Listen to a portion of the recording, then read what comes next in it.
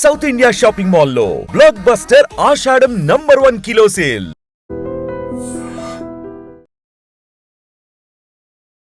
ఆ రెసిగ్నేషన్ ఒక బాంబ్ లాగానే అనిపించింది మనందరికీ ఒక్కసారి ఆ వార్త విన్న వెంటనే.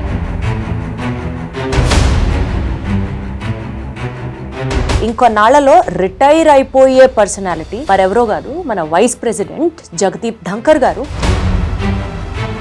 అసలు ఒక్కటి చెప్పండి సార్, ఆయన రెసిగ్నేషన్ వెనకాల ఉన్న కారణాలు మీరైతే ఎట్లా చూస్తారు? కొంతమంది అంటారు ఆయన హెల్త్ బాగాలేదు అంటారు. ఓకే, కరెక్ట్, ఆయన కార్డియాక్ ఇష్యూ ఉంది, మన బైపాస్ జరిగిన మంచి హెల్త్ ఇస్ నాట్ గ్రేట్. కానీ ఆ రోజు పొద్దున రాజ్యసభకు వచ్చి ప్రిసైడ్ చేసి సాయంత్రం రాజీనామా చేయడం ఏంటి?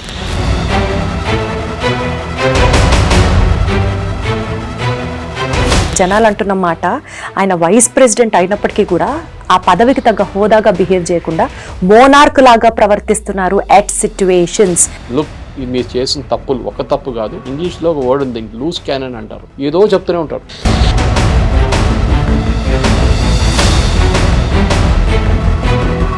కానీ ఆయన ఎంపీ కూడా కాదు, ఆయనకు ఆ పోస్ట్ కూడా లేదు. ఆయన ఏం చెప్పినా కూడా ఎవరికేం కాదు. అంటే వాళ్ళ యాంగిల్ నుంచి ఆలోచిస్తే ఈయనని ఎందుకు ఉపరాష్ట్రపతి చేశారంటారు? శంకర్ గారు ఆపోజిట్ గా ఆల్మోస్ట్ బీజేపీ మెంబర్ లాగా అయిపోయారు. అది పార్టీకి కూడా చాలా దెబ్బతింది. ఎందుకంటే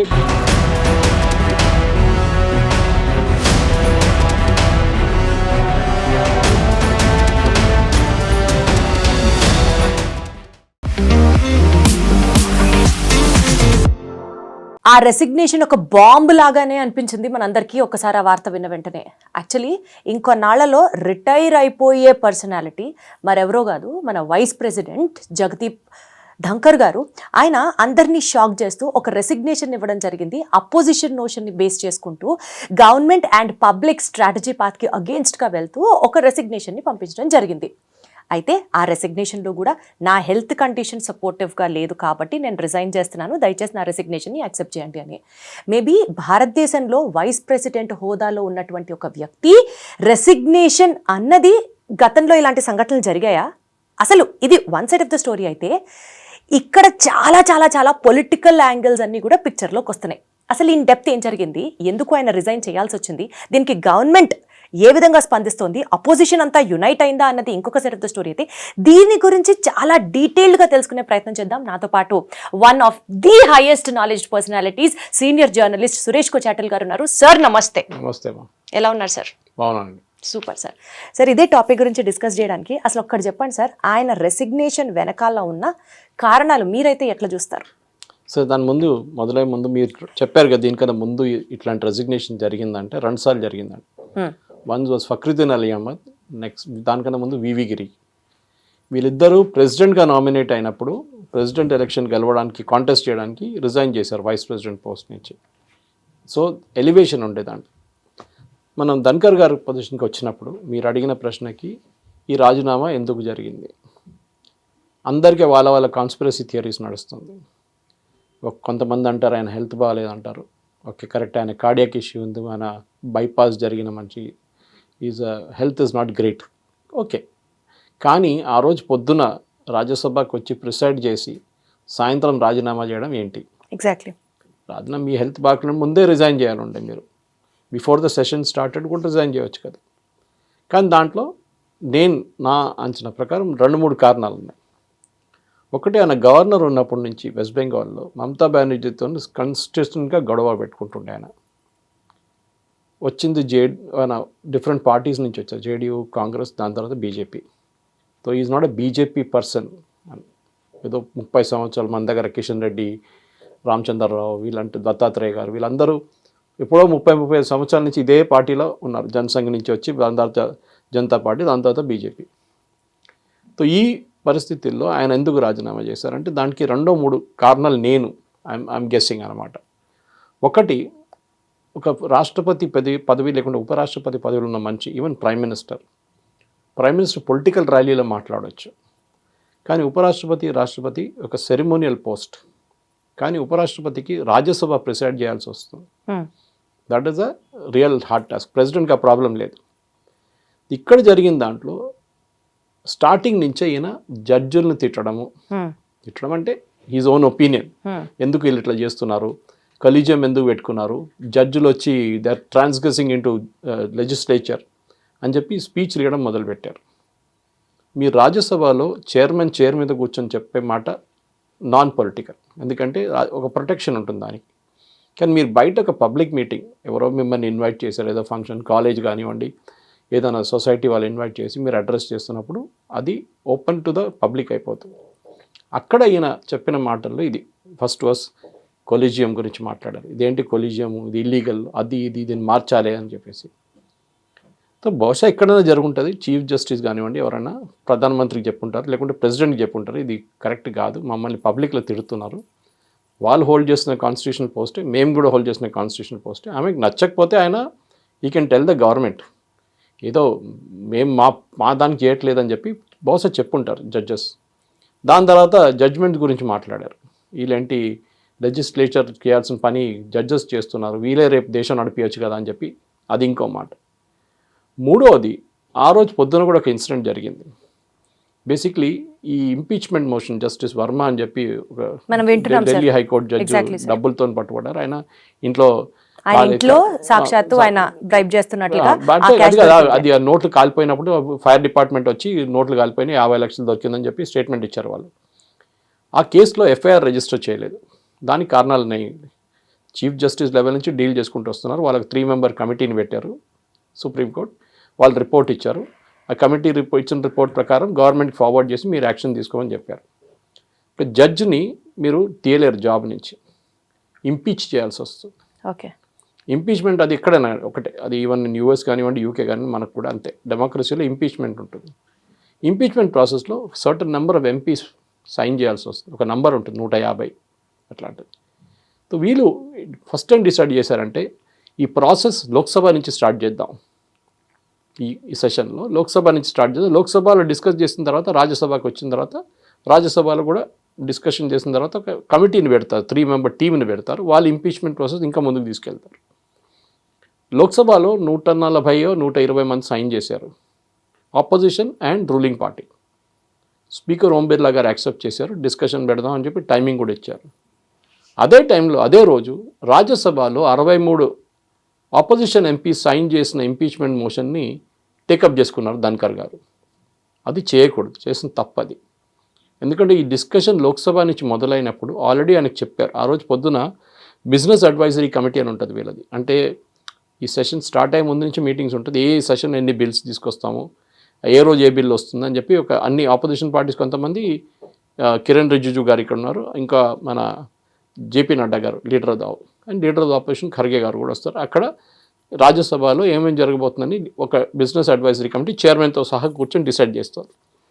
దాంట్లో కూడా డిసైడ్ చేశారు. అక్కడ దాంట్లో ఈ ఐటమ్ లేకుంటే ఓకే, సడన్గా ఆ రోజు పొద్దున ఈయన యాక్సెప్ట్ చేసుకున్నారు. అది యాక్సెప్ట్ చేయగానే మెసేజ్ లోక్సభకి వెళ్ళింది. స్పీకర్ తగిలితే స్పీకర్ కూడా అప్సెట్.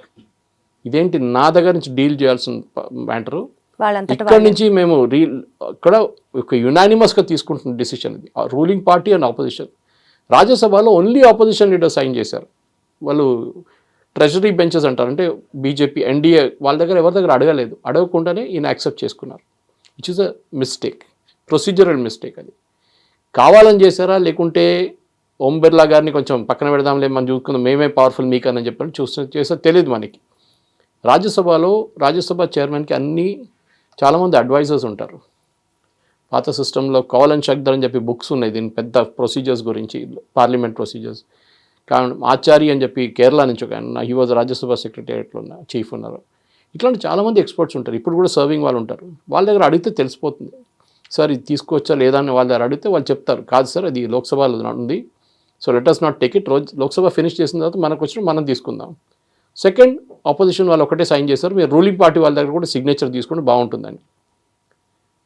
మూడో ప్రాబ్లం ఎక్కడ వచ్చిందంటే అదే రోజు డిస్కషన్ స్టార్ట్ అయినప్పుడు, దీని మీద కాదు జనరల్ డిస్కషన్, ఖర్గే గారిని ఫస్ట్ ఇన్వైట్ చేశారు మాట్లాడడానికి, leader of opposition. As per rule it should be leader of the house first మాట్లాడేది, which is JP Nadda. JP Nadda గారు కదా అడగకుండా వీళ్ళు దే స్టార్టెడ్ విత్ ఖర్గే గారు. ఖర్గే గారు చాలా ఆరోపణలు చేశారు, పెద్ద గొడవ అయింది. దాని తర్వాత నడ్డా గారు రిప్లై చేయలేకపోయారు. అప్పుడు దాకా హౌస్ అడ్జర్న్ చేయాల్సి వచ్చింది. చెప్పారు, ఏదో చిన్న మాటలు చెప్పారు, కానీ ఆపర్చునిటీ పోయింది.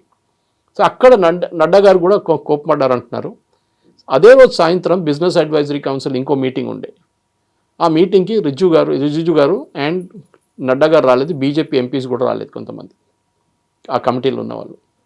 అక్కడే ఒక సైన్ వెళ్ళిపోయింది ఆయనకి, that look the party is upset with you, మీరు చేసిన తప్పు, సిరీస్ ఆఫ్ స్టెప్ మీరు చేసుకుంటూ వస్తున్నారు, మీరు జ్యుడిషియరీని తిడుతున్నారు, జడ్జిని తిడుతున్నారు, లేనిపోయిన ఆరోపణలు చేస్తారు. బట్ అట్ దాట్ లెవెల్ ఆరోపణలు చేయడం కాదు మీ పని. You are vice president. వైస్ ప్రెసిడెంట్కి 2 రోల్స్ నేను చెప్పాను. సెరిమోనియల్ రోల్ ఒకటి, ఇనాగరేషన్ చేయడము, రిబన్ కట్ చేయడము, స్పీచ్లు ఇవ్వడము, కాన్వకేషన్కి వెళ్ళడం అంత ఉంటుంది. అటువైపు రాజ్యసభ చైర్మన్ ఆ కుర్చీలో కూర్చొని ప్రిసైడ్ చేయాల్సి వస్తుంది.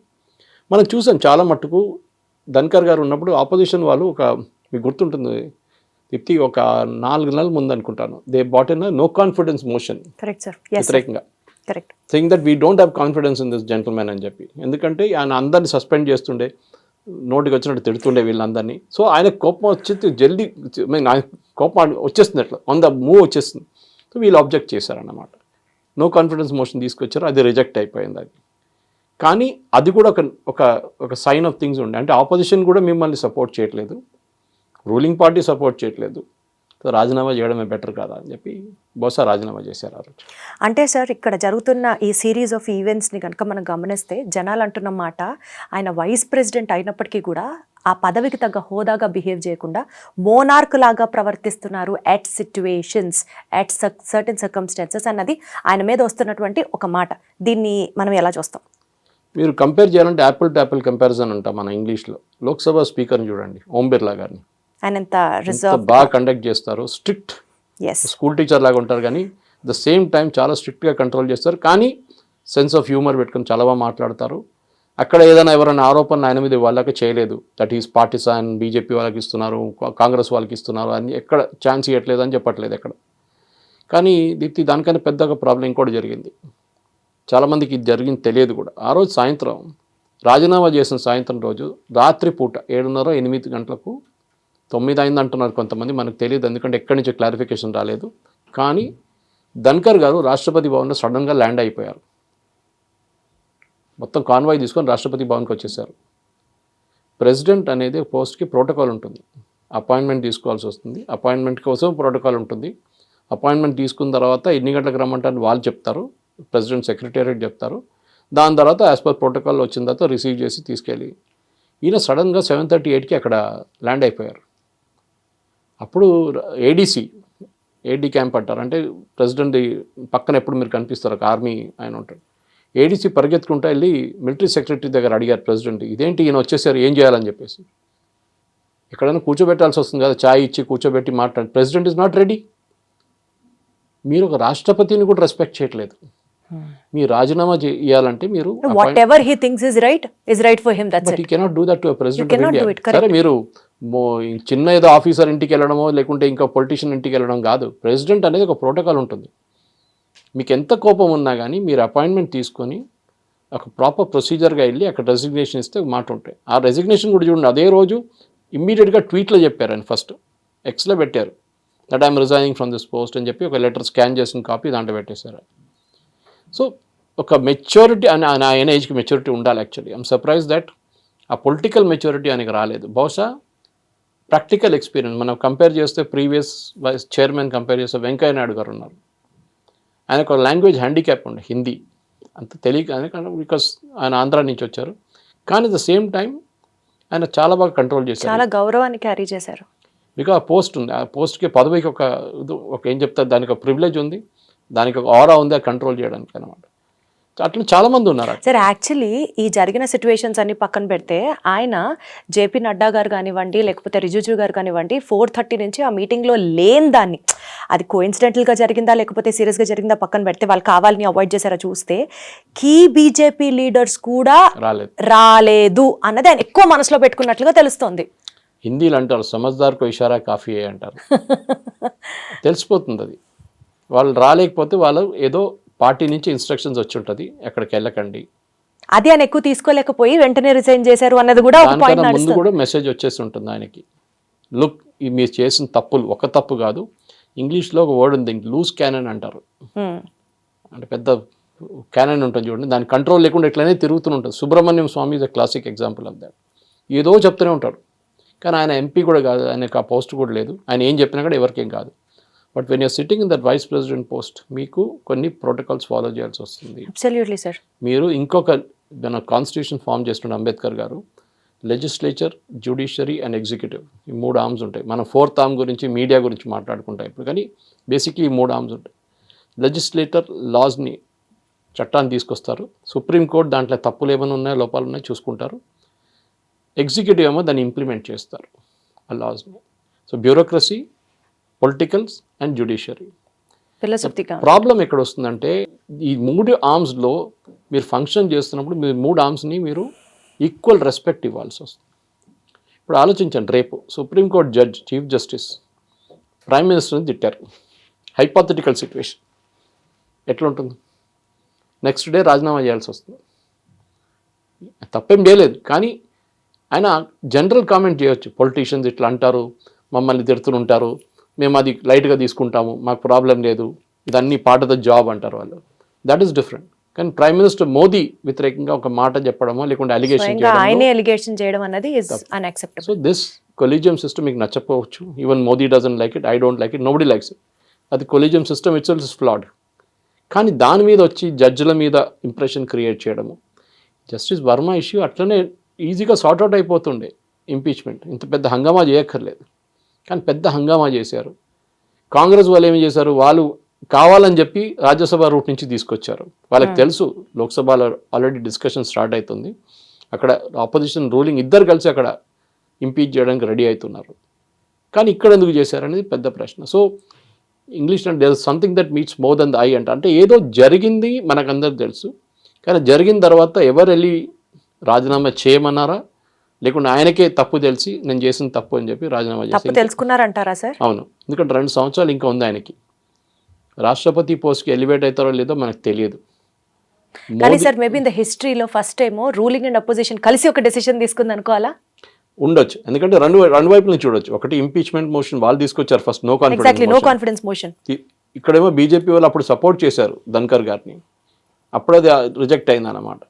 కానీ ఇప్పుడు హర్వంశ్ గారు ఆయన కూర్చున్న బెంచ్లో కూర్చుని జేడీయూ ఎంపీ, ఆయన ఇప్పుడు ప్రిసైడ్ చేస్తున్నారు. He rejected the motion. So you can't sit on your own judgement అంటారు ఇంగ్లీష్లో. సో ఆయన వచ్చి రిజెక్ట్ చేశారు, లేదు దిస్ ఇస్ నాట్ వ్యాలిడ్ అని చెప్పి. అదే టైంలో బీజేపీ ఎంపీస్ కూడా వాళ్ళ కోపం ఏంటంటే ఈయన ప్రొసీజర్ వైజ్ కూడా సరే కాంగ్రెస్ వాళ్ళని ఎక్స్పెల్ చేశారు, తిట్టారు, వాళ్ళని ఏదేదో అన్నారు, that all can be taken, no problem. లోక్సభలో రాజ్యసభలో అప్పుడప్పుడు ఏదో చెప్పుకుంటారు అందరు ఎంపీస్, అక్కడెక్కడ స్పీకర్ కూడా ఏదో అంటారు, కానీ దాని తర్వాత ఎవ్రీబడి కూల్స్ డౌన్ అనమాట. కానీ జగదీప్ ధన్కర్ గారు దీన్ని బయటికి తీసుకెళ్తున్నారు అవుట్ సైడ్. సో బయటికి వెళ్ళి ఏదో ఫంక్షన్లో, పబ్లిక్ ఫంక్షన్లో జ్యుడిషియరీని షార్ట్ కమింగ్స్ చూపించడం కానీ మిగతా దాని గురించి మాట్లాడడం కాదు ఆయన పని. యాజ్ అ ప్రోటోకాల్ మీరు అక్కడ వెళ్ళినప్పుడు మీకు ఎందుకు ఇన్వైట్ చేశారో, కాన్వెకేషన్కి ఇన్వైట్ చేశారు. మనం మొన్న చూసాం కాన్వెకేషన్, ఐఐటి మెడ్రాస్లో దోవెల్ గారిని పిలిచారు, చాలా వైరల్ అయింది ఆ వీడియో, అది చాలా బాగా మాట్లాడారు. సో సబ్జెక్ట్కి వెళ్ళి మాట్లాడకుండా మీరు జ్యుడిషియరీ షార్ట్ కమింగ్స్, ఆ జడ్జిల మీద ఆరోపణలు చేయడము, ఈ కొలీజియం సిస్టమ్ గురించి చాలా ఇప్పుడు కూడా కాదు, ఆయన మమతా బెనర్జీతో ఉన్న గొడవ అది లెజెండరీ, అది చాలామందికి తెలియదు ఆ హిస్టరీ. అక్కడ మమతా బెనర్జీకి ఏ గవర్నర్తో పడదు అసలు, ఈయన ఇంకా ప్రాబ్లం అయిపోయింది.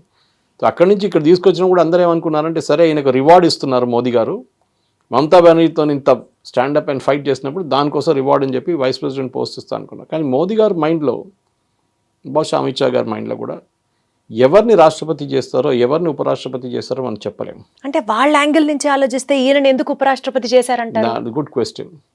3 పొలిటికల్ పార్టీస్ మార్చుకుని వస్తున్నా మంచి, ఆయన ఎందుకు తీసుకోవాలి? బీజేపీలో నేను చెప్పినట్లు 30 సంవత్సరాలు చాలా మంది సీనియర్స్, సూపర్ సీనియర్స్ ఉన్నారు. ఓకే, వీళ్ళందరికీ why get an outsider? Exactly. Maybe ఒక నాన్ పొలిటికల్ పర్సన్ లాగా తీసుకొచ్చి ఉంటారు, కానీ ఆయన కుర్చీలు రాగానే పొలిటికల్ అయిపోయింది ఆయన. దానికోసం చూడండి, ఎప్పుడైనా మీరు ఒక కాన్స్టిట్యూషన్ పోస్ట్కి వచ్చినప్పుడు you will stop politics. Especially మీరు స్పీకర్ అయినారు లోక్సభలో, you are not a BJP leader, you are the speaker of the Lok Sabha, Om Birla గారు. ఎలక్షన్ టైంలో వెళ్ళి ఎలక్షన్ గెలుచుకుంటూ వస్తారు, కానీ అది is different. But at the point in times మీ స్పీకర్ చైర్లో కూర్చున్నప్పుడు ఆ ఉన్న పోస్ట్కి మీకు non political, you are not with any political party, Dhankhar గారు ఆపోజిట్గా ఆల్మోస్ట్ బీజేపీ మెంబర్ లాగా అయిపోయారు. అది పార్టీకి కూడా చాలా దెబ్బతింది. ఎందుకంటే ఇమేజ్ ఒకటి ఉంటుంది. మీరు ఎంత కొట్లాడినా కానీ రాహుల్ గాంధీతోని కానీ ఖర్గే గారితో కానీ మిగతా ఎవరితోనే కానీ at the end of the day ఒక రెస్పెక్ట్ మెయింటైన్ చేసుకుంటారు అందరు అక్కడిక్కడ. ఏదో లోక్సభలో చెప్పారు, రాజ్యసభలో చెప్పారు అయిపోతుంది. కానీ హీఈస్ క్యారింగ్, ధన్కర్ గారు is carrying this problem out side the office. అది పెద్ద బహుశా నేను ధన్కర్ ముందు చెప్పినట్టు మీకు అడ్వైజ్ ఇవ్వాల్సి ఉండే ఎవరైనా, సార్ ఇది ఇట్లా కాదు, ఇట్లా చేయకూడదని. కానీ ఈయన పాసిబ్లీ ఈ వాజ్ అరెగెంట్, నువ్వు ఎవడరా చెప్పడానికి నన్ను అని చెప్పి చెప్పుకుంటారు. బహుశా 2-3 సార్లు వార్నింగ్ వెళ్ళి ఉంటుంది ప్రైమ్ మినిస్టర్ ఆఫీస్ నుంచి, లేకపోతే ప్రైమ్ మినిస్టర్ డైరెక్ట్ మాట్లాడుంటారు, సార్ ఇట్లా చేయకూడదు మీరు, ఎందుకంటే ప్రైమ్ మినిస్టర్ కన్నా పైన ఉన్న మనిషి, so you cannot directly call him. డైరెక్ట్గా జేపీ నడ్డా గారి statements you can not disrespect the chair అని ఆయన అనడం, అది రికార్డ్స్లో ఉండడం, ఒక పార్లమెంటరీ డెకోరంని వైలేట్ చేస్తున్నట్లుగా బిహేవ్ చేస్తున్నారు అని ఓపెన్గా ఆయన అనడం తీసుకోలేకపోయారు అని కూడా ఒక స్టేట్మెంట్ వినిపిస్తుంది. If you have to talk about from Jagdeep గారి వర్షన్ నుంచి మాట్లాడితే, ఇలా రికార్డ్స్లో ఉండేటువంటి ఇలాంటి డెరగేటివ్ స్టేట్మెంట్స్ చేయడం అనేది personally it hurted him so much. Correct. See derogatory అనేది ఇప్పుడు ఒక బ్రాడ్ డెఫినేషన్ అయిపోయిందండి. పార్లమెంటరీ, అన్పార్లమెంటరీ అంటారు. మీరు ఈ మాట వినుంటారు చాలా మటుకు. అన్పార్లమెంటరీ వర్డ్స్ యూజ్ చేస్తారు. నార్మల్ కాన్వర్జేషన్ అంటారు, అన్పార్లమెంటరీ వర్డ్స్ యూజ్ చేశారు. అంటే ఏంటది, ఎవరన్నా తిట్టడమా, ఏదైనా బ్యాడ్ లాంగ్వేజ్ యూజ్ చేయడమా, అది డెఫినేషన్ సపరేట్ ఉంటుంది. కానీ జగదీప్ ధన్కర్ గారి ప్రాబ్లం ఎక్కడ వచ్చిందంటే, ఆయన మర్చిపోయిండు that he was a politician. He should just forgotten that part. సరే మీరు రిటైర్ అయిన తర్వాత మీరు ఏమైనా చేసుకోవచ్చు, పుస్తకాలు రాయొచ్చు, ఏమైనా ఇప్పుడు కూడా రాయొచ్చు. బహుశా ఏం జరిగిందనేది 2 సంవత్సరాల తర్వాత రాస్తే అది పెద్ద ఇష్యూ అవుతుంది. మళ్ళీ యూజువలీ రాయరు, యూజువలీ దే విల్ రైట్, వాళ్ళ మెమోరీస్ రాస్తారు కానీ ఇట్లాంటి కాంట్రవర్సీస్ రాయరు. సరే అసలు ఒక్క మాట చెప్పండి సార్, ఇర్రెస్పెక్టివ్ ఆఫ్ జగదీప్ గారు కానివ్వండి, నడ్డా గారు కానివ్వండి, పక్కన పెడితే executive interference in the constitutional post ఎంతవరకు కరెక్ట్ సార్ అది? ఎందుకంటే ఇప్పుడు దీని మీద ప్రొటెస్టే ఆయన చేసి ఇవాళ రెసిగ్నేషన్ ఇచ్చారు. సో ఎంతవరకు ఆ ఇంటర్ఫియరెన్స్ని మనం కరెక్ట్గా చూడాలి? Or is our constitution designed so you have to accept the interference of all the 4 pillars? See, 4 pillars of మన కంట్రీలో కాన్ఫ్లిక్ట్ ఎక్కడ వస్తుందంటే, జ్యుడిషియరీకి లెజిస్లేచర్కి కాన్ఫ్లిక్ట్ ఎక్కువ వస్తుంది. ఎగ్జిక్యూటివ్ ఎక్కువ ప్రాబ్లం లేదు, బ్యూరోక్రసీ వాళ్ళు. బేసిక్లీ సుప్రీంకోర్ట్ జాబ్, సుప్రీంకోర్ట్ అని తీసుకుంటా, I don't take the high courts right now, is to interpret the constitution. Interpret, not interfere. So interpret చేయడం అంటే ఒక చట్టాన్ని తీసుకొచ్చారు, ఇది కరెక్టా కాదా, లేదు ఇది ఈ సెక్షన్ తప్పు, ఈ సెక్షన్ అంతా ఓకే అని చెప్పాడు. సుప్రీంకోర్టులో చాలా కేసెస్ ఇట్లా అంటున్నాను. వాళ్ళ some of the famous cases, Kesavananda Bharati అని చెప్పి కేసు ఒకటి ఉంది, బేసిక్ డాక్టరీన్ గురించి. కేరళలో ఒక ఎల్నీర్ మఠ్ అనే మఠం ఉంది, అక్కడ ఒక స్వామి గారు ఉన్నారు, ఆయన పేరు కేశవానంద భారతి. అక్కడి నుంచి స్టార్ట్ అయింది కేసు అది. సో ఆ కేసులో కూడా మనం ఇప్పుడు కాన్స్టిట్యూషన్ గురించి మాట్లాడుతున్నప్పుడు ఇంటర్ఫియరెన్స్ ఏంటి, మీరు బేసిక్ స్ట్రక్చర్ మార్చకూడదు. ఇందిరాగాంధీ ఏం చేశారు, ఎమర్జెన్సీ టైంలో పక్కన 3 జడ్జెస్, సీనియర్ మోస్ట్ జడ్జెస్ని పక్కన పెట్టి ఆమె ఫేవరెట్ జడ్జిని చీఫ్ జస్టిస్గా చేశారు. ఆ టైంలో కొలిజియం లేదు. ఇందిరాగాంధీ రాజీనామా చేయాలా? ఎస్, కరెక్ట్, బికాస్ ఈ వైలేటెడ్. కానీ ఆ నార్మ్ లేదు, ఇక్కడ రాసి పెట్టలేదు that senior most judge will become the chief justice అని. ద ప్రాబ్లమ్ ఈజ్, ఈ రాజ్యసభ ఎలక్షన్ ప్రెసిడెన్షియల్ ఎలక్షన్ కాకుండా it is decided with in the parliament. Already process start అయిపోయింది. నిన్ననే రాజీనామా చేశారు, నెక్స్ట్ డే నోటిఫికేషన్ వచ్చేస్తుంది. సో ఇది రాజా సింగ్ రిజైన్ చేయడం కాదు, ఇది నేను రాజీనామా చేస్తున్నాను బీజేపీ నుంచి అని చెప్పేసి వెళ్ళిపోయాడు. ఇవాళ చెప్తున్నారు రాజా సింగ్ గారు, knowing him very well, that personally I know him, ఆయన చాలా మంచిది. ఆయన ఏమంటున్నారు, ఇప్పుడు నేను మళ్ళీ పార్టీ లీడర్స్తో మాట్లాడతాను. వేరే జగదీప్ ధన్కర్ గారు రాజీనామా చేసిన తర్వాత ఆయన ఆ రోజు కూల్గా ఆలోచించి కొంచెం సైలెంట్గా ఉండి 2 రోజులు ఈ ఇష్యూ నడవనండి, నాకు హెల్త్ బాగాలేదని చెప్పి హాస్పిటల్ అడ్మిట్ చేసుకొని ఉంటే All India Institute of Medical Science cool అయిపోతుండే ఇష్యూ. కానీ అది ఎప్పుడు నేను కూడా ఈ తప్పు జీవితంలో చాలాసార్లు చేశాను. మీరు చేయకూడదు, యు ఆర్ యంగ్స్టర్స్. కోపం వచ్చినప్పుడు డిసిషన్ తీసుకుంటే అది చాలా తప్పు ఉంటుంది. ఎప్పుడు మోస్ట్లీ చేశాను, నేను చాలాసార్లు చేశాను. ఆ యాంగర్లో ఒక డిసిషన్ తీసుకుంటాం, మనం తర్వాత అది ఎందుకు తీసుకున్నాను రైదా అనుకుంటాం. బహుశా అదే జరిగి ఉంటుంది ఈయనతో. మన కోపంలో ఉన్నప్పుడు మనం కూల్ డౌన్, మంచి లాంగ్ వాక్కి వెళ్ళిపోవాలి. కూల్ డౌన్ అయిన తర్వాత మళ్ళీ ఆలోచించాలి నేను ఏం చేయాలి ఇప్పుడు అని చెప్పేసి. బహుశా ఆ రోజు అమిత్ షా గారితో ఆర్ స్పర్ ఆఫ్ ద మూమెంట్లో అమిత్ షా గారితో, మోదీ గారితో కూర్చొని మాట్లాడితే ఇష్యూస్ సార్ట్అవుట్ అయిపోతుండే. సరే జరిగింది, తప్పులు జరగకుండా ఎవరికి, వీఆర్ ఆల్ హ్యూమన్ బీయింగ్, లేకుండా మన దేవుళ్ళు అయిపోతుండే. ఇప్పుడు అందరు తప్పు చేస్తారు. ఆ తప్పు చేసింది కరెక్ట్ చేయాల్సి వస్తుంది. కానీ కొంతమందికి ఇన్హెరెంట్ హ్యూమన్ నేచర్లో ఉంటుంది. కొంతమంది ఎప్పుడు అంటాం కదా, రెబెల్స్ అంటాం. రాజాసింగ్ గురించి మనం ఎప్పుడు మాట్లాడారు, రెబెల్ ఆయన మార్చలేరు మీరు. He's like that. At the same time మిగతా లీడర్లు ఉన్నారు, చాలా కూల్గా ఉన్న లీడర్స్ చాలామంది ఉన్నారు. కిషన్ రెడ్డి ఆయన అసలు ఇట్లా ఏం మాట్లాడరు అసలు. సో మన మనిషికి మార్పులు ఉంటాయి. మీ ఆఫీస్లోనే, స్టూడియోలోనే మీకు డిఫరెంట్ టైప్ ఆఫ్ క్యారెక్టర్స్ కనిపిస్తారు. Correct sir, correct. So political లైఫ్లో వచ్చినప్పుడు, that to such a very senior పోస్ట్కి వచ్చినప్పుడు ఆ emotional maturity and more importantly me health గురించి కూడా చూసుకుంటా మీరు మెయింటైన్ చేయాల్సి వస్తుంది. సార్ ఇప్పుడు జగదీప్ గారికి పొలిటికల్ రిస్క్లు ఏమైనా ఉన్నాయా సార్? పొలిటికల్ రిస్క్ ఏం లేదు, because he didn't come from that high profile post. దీనికన్నా ముందు వచ్చిన ప్రెసిడెంట్స్ చూస్తే, మనం వైస్ ప్రెసిడెంట్ చూస్తే అంత హై ప్రొఫైల్ పోస్ట్ నుంచి రాలేదు. మన దగ్గర నీలం సంజీవ్ రెడ్డి నుంచి, వివి గిరి నుంచి, ఫక్రుద్దీన్ అలీ అహ్మద్ నుంచి చాలామంది రాజు, కేఆర్ నారాయణ్ కానివ్వండి, ప్రతిభా పాటిల్, రామ్నాథ్ కోవింద్, ఇప్పుడు ద్రౌపది ముర్ము గారు అందరు ఉన్నారు. ఇప్పుడు మీకు రామ్నాథ్ కోవింద్ అనే మనిషి ఉన్నాడా లేదని కూడా తెలియదు రాష్ట్రపతి అయ్యే ముందు. చాలా మందికి సార్ గవర్నర్గా ఉన్నారు. ఈ వాజ్ బీజేపీ పొలిటికల్ లీడర్, దానికన్నా ముందు సీనియర్ అడ్వకేట్ సుప్రీంకోర్టు, అందరికి ఒక ఆయన బయోడేటా ఉంది అక్కడ. కానీ మోదీ గారికి ఏంటంటే ఎలిమెంట్ ఆఫ్ సర్ప్రైజ్ తీసుకొస్తారు. పాసిబ్లీ మీరు దీనికన్నా ముందు అడిగారు ప్రశ్న, మోదీ గారికి ఒక తప్పు జరిగి ఉంటుంది ఈ కేసులో. మనం ఎక్కడైనా వెళ్ళగడి మాట్లాడిన, మనకు ఉద్యోగంకి అప్లై చేసినప్పుడు బ్యాక్గ్రౌండ్ చెక్ చేస్తారు. ఒకటి, ఎట్లాంటి మనిషి మిమ్మల్ని తీసుకుంటున్నాం, ఈయన ఏదైనా ఫ్రాడ్ చేసిండా, అక్కడ ఏదో ఎవరితో కొట్టిండా, లేకపోతే బిహేవియర్ ఎట్లా బిహేవ్ చేస్తారు, లేడీస్తో ఎట్లా బిహేవ్ చేస్తారు, చాలా బ్యాక్గ్రౌండ్ చెక్ చేసుకుంటారు. ఫైనాన్షియల్ చెక్ ఉంటుంది, బ్యాక్గ్రౌండ్, ఏదైనా బ్యాంకులో లోన్ తీసుకుని డబ్బులు కట్టలేదా, ఇదన్నీ ఉంటుంది చెక్. బహుశా జగదీప్ ధన్కర్ కేసులో అట్లాంటి బ్యాక్గ్రౌండ్ చెక్ జరగదు.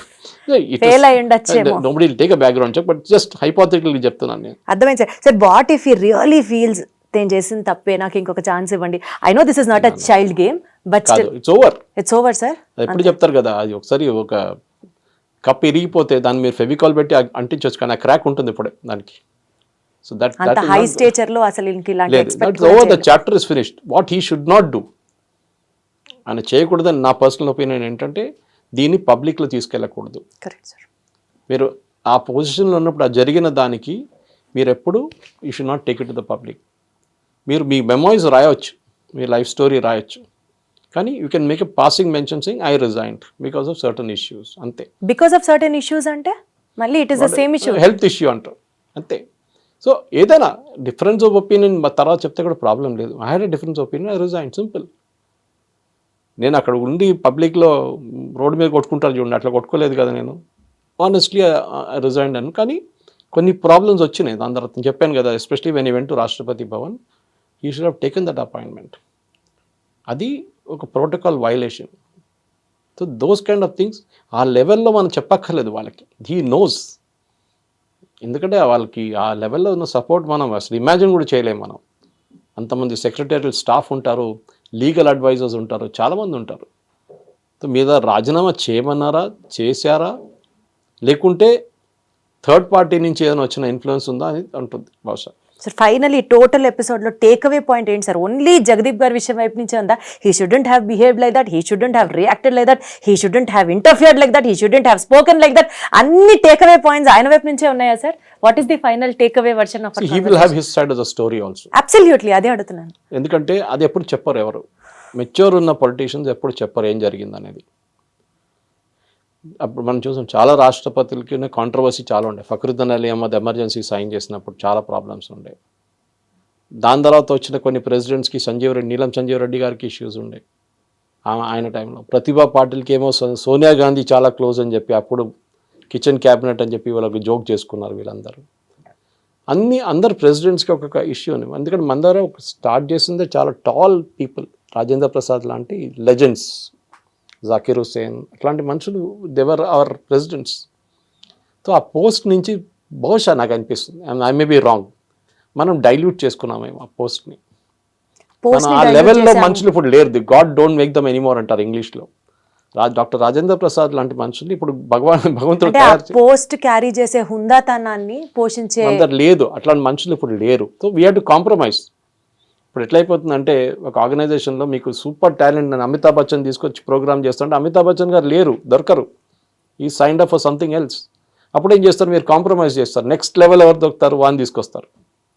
సో ఆ కాంప్రమైజ్లోనే బహుశా మనకి మోదీ గారికి జరిగిన తప్పు ఉండొచ్చు, that he selected somebody who didn't come up to his level of expectations అనమాట. అది జరిగిన తప్పు. Thank you so much sir. ఏదన్నా ఒక సమాచారాన్ని క్లుప్తంగా విడమర్చి అర్థమయ్యేటట్టు దానికి ఒక హిస్టారిక్ మెన్షన్ చేసుకుంటూ దానికి ఒక నాలెడ్జ్ పిల్ని యాడ్ చేస్తూ మీ తర్వాత ఎవరన్నా అనిపించడానికి this is an other example. Thank you so much Thank you very sir. much. More power to you. నిజంగా ప్రస్తుతం ఉన్నటువంటి సమాజం దేనికి ప్రయారిటీ ఇస్తుంది? ఆర్థిక సంబంధాల చుట్టూ మాత్రమే తిరుగుతోంది. మళ్ళీ ఎన్నికలంగానే చాలా విరక్తి కలుగుతున్నాం. మంచి అనిపిస్తుంది కదా, లేడీస్ కూడా ఛాలెంజింగ్ జాబ్స్ చేసినప్పుడు చాలా బాగుంటది. ట్రాఫిక్ అసిస్టెంట్స్ గా నియమించిన ట్రాన్స్జెండర్స్ అందరితో సాల్యూట్ చేయించుకుంటున్నారు. ఫుడ్ డెలివరీ ఇవ్వటానికి వెళ్ళినటువంటి డెలివరీ బాయ్ అనిల్ పై కళ్ళ ముందు